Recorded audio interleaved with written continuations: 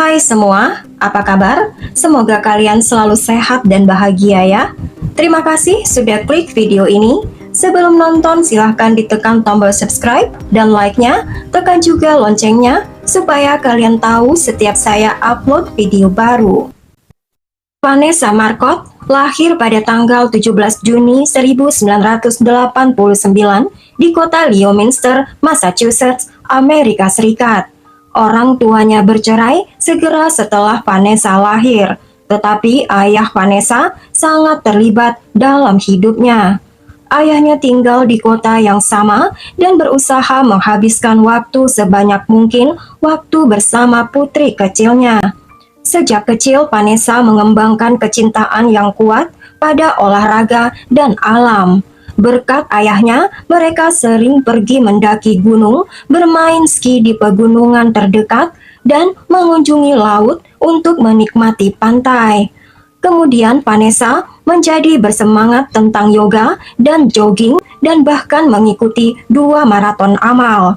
Setelah SMA, Vanessa melanjutkan ke Universitas Boston dan memperoleh gelar di bidang komunikasi.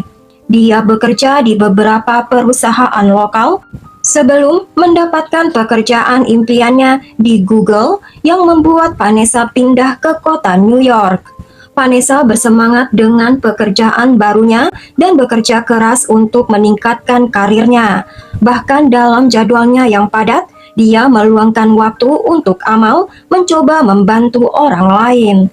Vanessa juga mencoba mengunjungi keluarganya sesering mungkin.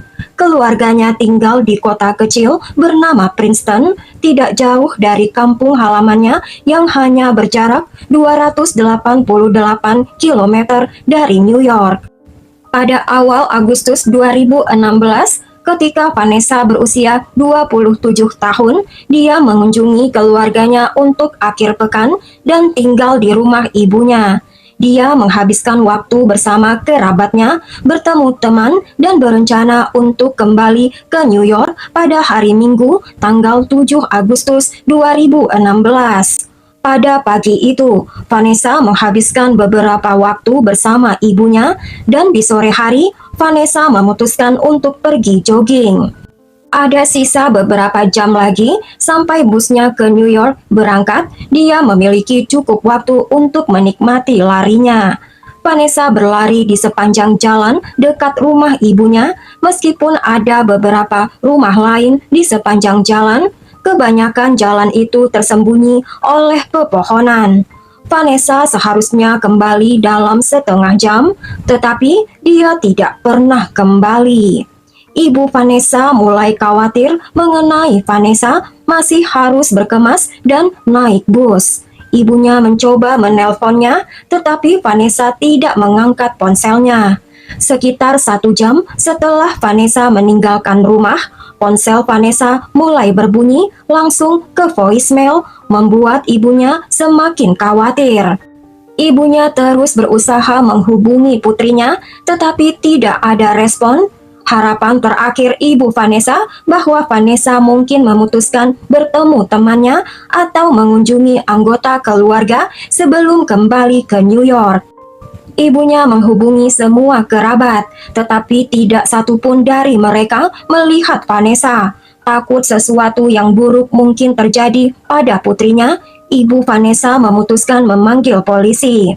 Petugas berbicara kepada ibunya dan mulai mencari Vanessa di sepanjang rute Vanessa seharusnya berlari.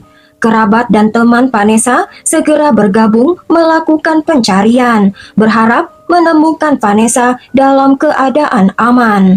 Bus Vanessa dijadwalkan berangkat pada jam 5:30 sore dan semua orang berharap Vanessa akan muncul saat itu. Tetapi ketika bus berangkat tanpa Vanessa, menjadi jelas sesuatu yang serius mungkin terjadi. Vanessa akan bertanggung jawab terhadap pekerjaannya dan tidak akan pernah ketinggalan bus terakhirnya. Pencarian berlangsung selama beberapa jam. Departemen Kepolisian setempat meminta bantuan Kepolisian Negara Bagian yang mengirimkan beberapa petugas dan anjing pencari. ayah Vanessa aktif dalam pencarian dan dia sangat tertekan. Bahkan polisi meminta ayah Vanessa untuk pulang ke rumah karena kecemasannya mengganggu proses pencarian. Sekitar jam 8:20 malam, salah satu tim pencari menuju lebih jauh ke dalam hutan, kurang dari 1,6 km dari rumah ibu Vanessa. Anjing-anjing pencari mengarahkan petugas menuju ke arah tertentu dan segera mereka menemukan tubuh manusia di atas tanah. Meskipun ada banyak memar, polisi segera menyadari itu adalah Vanessa Marcotte.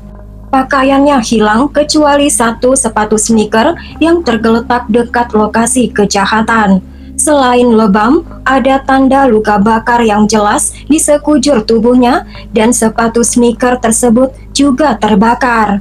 Polisi mengungkap pelaku mungkin berusaha melenyapkan jasad dan barang bukti menggunakan api tetapi gagal. Polisi curiga bahwa Vanessa sudah dilecehkan, mungkin itu menjadi motif pembunuh. Detektif mencatat bahwa selain pakaian korban, handphone dan smartphone milik Vanessa juga hilang. Karena barang-barang ini tidak ditemukan dimanapun dekat jasad Vanessa, mungkin pelaku sudah membawanya. Jasad itu diserahkan kepada pemeriksa medis, sementara polisi mulai mencari tersangka. Warga kota Princeton segera mengetahui apa yang terjadi, mereka menjadi terkejut dan takut. Kota kecil mereka dianggap sangat aman dan pembunuhan terakhir yang terjadi di sana lebih dari 30 tahun yang lalu. Warga takut bahwa pembunuh mungkin salah satu dari warga dan khawatir pelaku menyerang lagi. Pemeriksa medis memutuskan bahwa penyebab kematiannya adalah pencekikan. Vanessa juga menderita banyak luka. Beberapa di antaranya menunjukkan bahwa Vanessa telah mencoba melawan penyerangnya. Partikel kulit ditemukan di bawah kuku korban. Analisis DNA mengungkapkan partikel kulit itu milik pria tidak dikenal. Polisi segera memasukkan profil DNA itu ke database FBI, tetapi tidak menemukan kecocokan. Meskipun profil DNA itu menjadi satu-satunya bukti utama yang dimiliki polisi, sekarang polisi dapat membandingkan profil DNA ini dengan sampel DNA tersangka. Polisi mengetahui bahwa tersangka kemungkinan besar memiliki goresan di tubuhnya yang dapat membantu mengidentifikasikannya lebih cepat. Mengenai luka bakar di tubuh Vanessa, para ahli menemukan bekas akselerasi dan menentukan bahwa itu adalah bahan bakar. Pemeriksa medis tidak dapat secara meyakinkan menentukan apakah Vanessa telah mengalami pelecehan, tetapi detektif terus menganggapnya sebagai motif utama. Polisi meminta bantuan masyarakat setempat. Penduduk Princeton hanya sekitar 3.000 jiwa. Banyak warga saling mengenal sehingga polisi berharap ada yang memiliki informasi penting. Polisi juga meminta warga untuk mewaspadai pria yang baru tergores dan segera upaya polisi itu terbayar. Seorang saksi menyatakan bahwa dia sedang mengemudi di sepanjang jalan pada hari pembunuhan sekitar jam 12:45 siang. Saksi melihat mobil SUV berwarna gelap dengan kap mobil terbuka di pinggir jalan, dan pria Latin berdiri di samping mobil itu. Pria Latin itu memiliki tinggi sedang dan tubuh kokoh, tampak berusia antara 20 dan 30 tahun. Saksi tidak dapat mengingat rincian lainnya karena saksi berkendara menjauh dengan kecepatan tinggi. Satu-satunya rincian yang dapat dia berikan bahwa pria itu memiliki rambut pendek dan berkepala gundul. 1,5 jam kemudian, saksi berkendara kembali melalui jalan yang sama dan dia melihat mobil SUV yang sama masih berada di sana. Kali ini kap mesin mobil itu diturunkan, semua jendela ditutup, dan pria itu tidak ada dimanapun. Saksi menambahkan bahwa dia tidak berpikir banyak pada saat itu, tetapi setelah dia mendengar tentang pembunuhan Vanessa, saksi menyadari dia mungkin telah melihat pelakunya. Saksi lain melaporkan dia melihat Vanessa pada hari itu ketika Vanessa sedang menuju ke jalan. Menurut saksi, sebuah mobil mengikuti Vanessa, pengemudi pertama lewat, kemudian mobil itu berbalik dan mulai mengikuti Vanessa. Sayangnya saksi tidak dapat melihat nomor plat mobilnya atau mengingat rincian lain tentang mobil tersebut. Segera detektif menerima petunjuk lain, seorang saksi yang bekerja di resort ski 10 menit mengemudi dari kota Princeton. Dia memperhatikan pria mencurigakan dengan muka tergores. Pria ini tertangkap di kamera pengintai dan saksi memberikan rekaman itu kepada polisi. Berkat rekaman ini, polisi dengan cepat mengidentifikasi pria tersebut dan mulai mengidentifikasi kemungkinan keterlibatannya. Analisis DNA kemudian mengkonfirmasikan hal ini bahwa pria itu bersih dari kecurigaan. Lebih dari beberapa minggu kemudian, polisi menerima ribuan petunjuk yang beberapa di antaranya tampak sangat menjanjikan. Polisi memeriksanya, tetapi akhirnya menemukan jalan buntu. Detektif menyelidiki warga setempat dan juga warga kota lain juga mencari pemilik mobil SUV gelap, tetapi tidak membuahkan hasil. Keluarga Vanessa tidak bisa duduk diam. Mereka memasang flyer berisi informasi tentang kasus ini di kota-kota terdekat dan meluncurkan situs web yang berisi rincian tentang kasus ini. Meskipun ada petunjuk, namun penyelidik menjadi semakin putus asa. Penyelidik telah memeriksa ratusan pria di daerah tersebut dan menyelidiki kenalan Vanessa, namun tidak membuahkan hasil. Beberapa profiler FBI mempelajari kasus ini dan menyimpulkan pembunuh Vanessa kemungkinan besar tidak mengenal korban dan melakukan kejahatan secara spontan. Mereka berpendapat mungkin pelaku sedang mengemudi dan melihat korban dan memutuskan untuk menyerangnya. Mereka juga mencatat bahwa pelaku kemungkinan besar tinggal di kota Princeton atau di kota-kota terdekat yang secara teratur mengunjungi kota Princeton, mungkin untuk menemui kerabat atau untuk bekerja. Mengingat kebrutalan serangan, profiler FBI berspekulasi bahwa pembunuh mungkin seorang sosiopat sehingga membuatnya sulit untuk mengidentifikasi. Sosiopat tidak hanya kurang rasa bersalah dan juga pembohong terampil. Pembunuh bisa saja bertindak normal setelah kejahatan seolah-olah tidak terjadi apa-apa dan ini akan menghindari menarik perhatian pada dirinya. Beberapa bulan berikutnya, kasus ini hanya sedikit kemajuan. Namun tiba-tiba semuanya berubah 9 bulan setelah pembunuhan dengan cara tidak terduga. Pada bulan April 2017, seorang petugas patroli negara bagian sedang berkendara melalui kota Worcester sekitar 29 km dari kota Princeton. Dan saat itu, petugas melihat mobil SUV hitam dengan pria Latin berambut pendek di belakang kemudi. Kasus Vanessa terkenal di kalangan polisi di area tersebut, sehingga polisi itu segera ingat bahwa penampilan pengemudi dan kendaraannya sesuai dengan deskripsi saksi. Petugas patroli segera mengambil pulpen dan menulis nomor plat mobil tersebut. Setelah dia kembali ke kantor polisi, dia memeriksa nomor plat mobil itu dan menemukan SUV itu terdaftar atas nama Angelo Ortiz berusia 31 tahun dan petugas patroli itu menyampaikan informasi itu kepada detektif. Ortiz tidak memiliki catatan kriminal dan telah tinggal di kota Worcester bersama pacarnya dan ketiga anaknya selama kurang dari setahun. Petugas pergi ke rumah Ortiz untuk meminta sampel DNA, tetapi ada masalah. Ketika Ortiz membuka pintu, penyelidik menyadari bahwa Ortiz hampir tidak berbahasa Inggris. Untungnya, salah satu petugas tahu bahasa Spanyol dan pacar Ortiz yang juga berada di rumah membantu menerjemahkan untuk Ortiz. Ortiz memberikan sampel DNA yang segera dikirim ke laboratorium.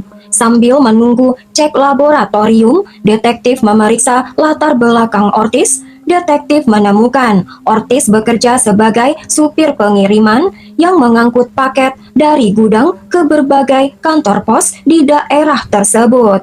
Hal ini mengindikasikan bahwa Ortiz mengenal daerah tersebut dengan baik dan sering mengunjungi kota-kota terdekat seperti kota Princeton. Detektif juga meminta data GPS dari smartphone Ortiz yang hasilnya cukup menarik.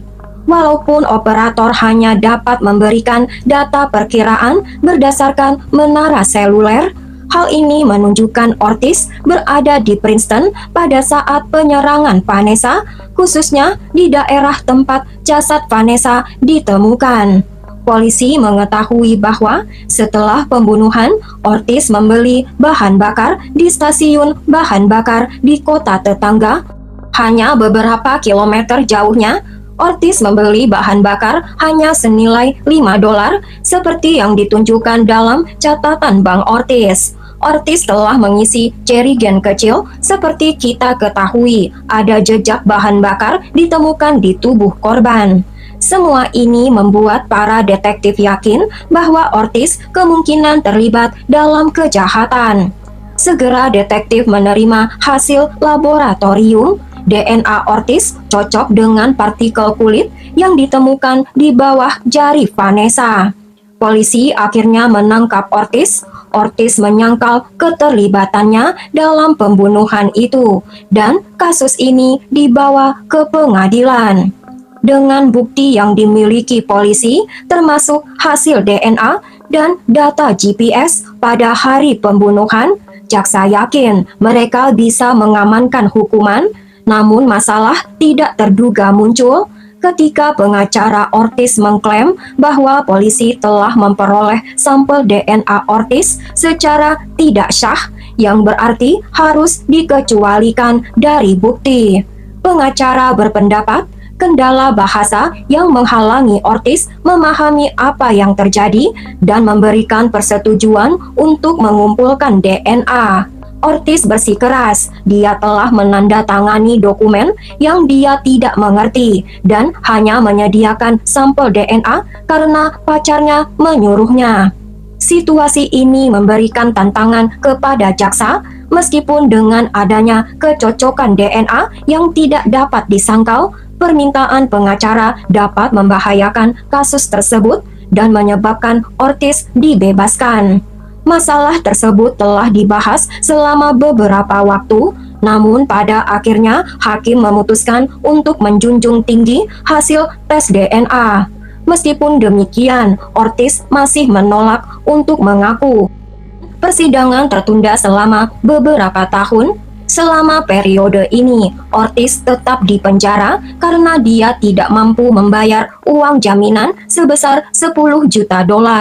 Penantian persidangan berlangsung selama 6 tahun dari saat pembunuhan terjadi. Banyak penundaan karena berbagai alasan bagi keluarga Vanessa sendiri yang sudah menderita kerugian yang sangat besar. Penantian ini sangat menyakitkan. Selama waktu ini, penyelidik mengumpulkan informasi yang membuat Ortiz dalam posisi tidak menguntungkan. Meskipun Ortiz tinggal di kota itu kurang dari setahun, Ortiz memiliki reputasi yang buruk. Beberapa wanita di lingkungan tempat tinggalnya mengatakan kepada polisi bahwa Ortiz sama sekali tidak menyenangkan. Ortiz sering melontarkan komentar kasar dan tidak pantas kepada wanita-wanita itu, dan mereka takut berada di dekat Ortiz. Mantan pegawai kantor pos di kota Princeton menceritakan bahwa dia sering bertemu Ortiz di tempat kerjanya karena Ortiz mengirim paket. Hampir setiap hari, Ortiz membuat komentar yang tidak pantas dalam bahasa Spanyol tentang wanita itu dan karyawan lain.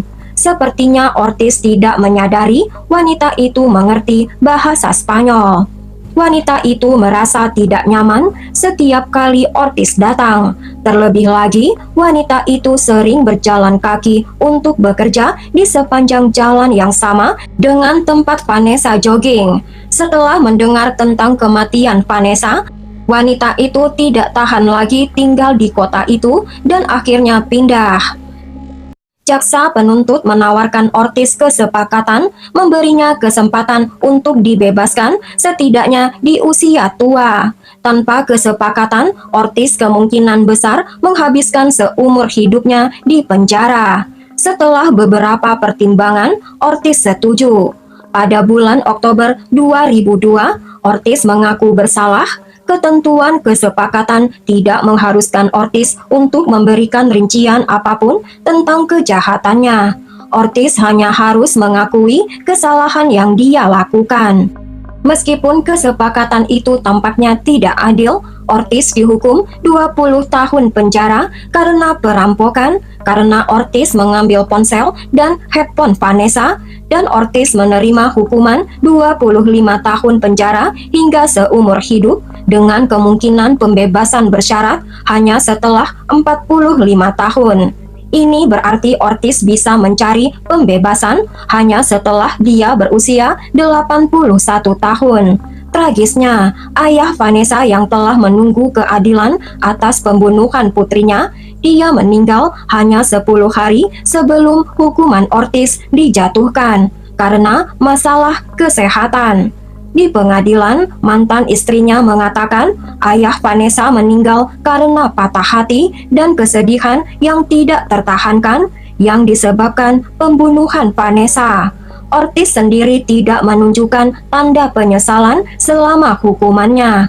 Ortiz meminta pengacaranya untuk membacakan pernyataan atas namanya.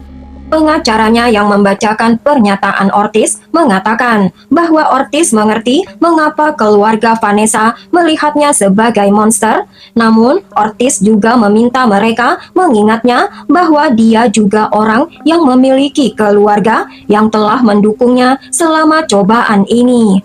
Ortiz meminta maaf kepada keluarganya sendiri atas rasa sakit yang dia sebabkan kepada mereka. Tapi Ortiz tidak meminta maaf kepada kerabat Vanessa. Ortiz kemudian dikirim kembali ke penjara di mana dia tetap tinggal di sana hingga hari ini.